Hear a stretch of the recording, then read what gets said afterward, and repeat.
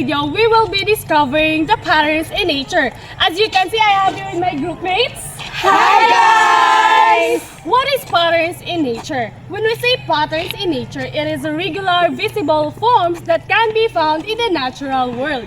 The patterns can sometimes be modeled mathematically, and they include symmetry, Spots, meanders, waves, Forms, spirals, fivefold, tessellation, cracks, and we will be discovering the patterns in nature in our environment. Are you guys excited? Yes! Let's go!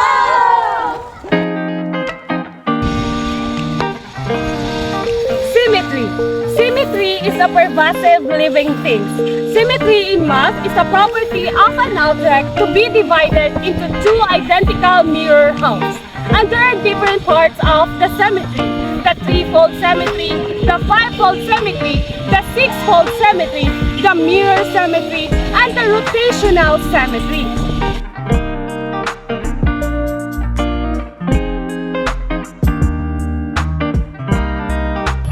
Another example of pattern is spiral. Spiral is common in plants and in some animals, notably mullet.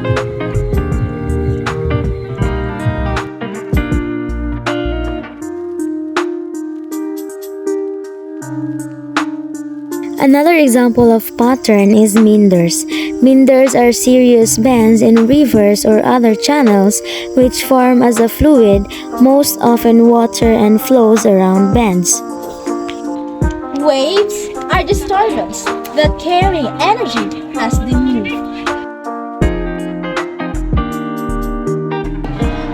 So now let's have tessellations. Tessellations are patterns formed by repeating tiles all over a flat surface.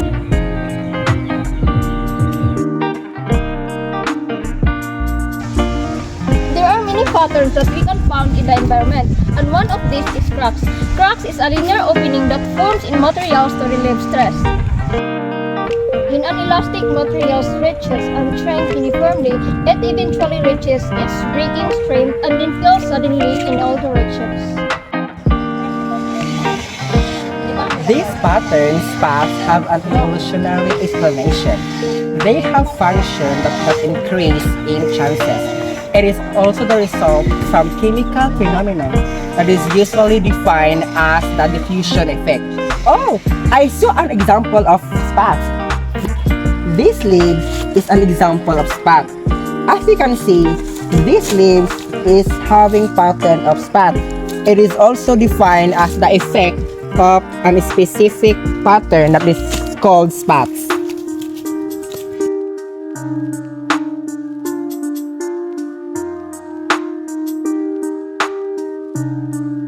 Okay, that ends our lesson for today. Thank you so much for watching. I hope you have learned a lot. Remember that learning comes in many forms, so never stop learning.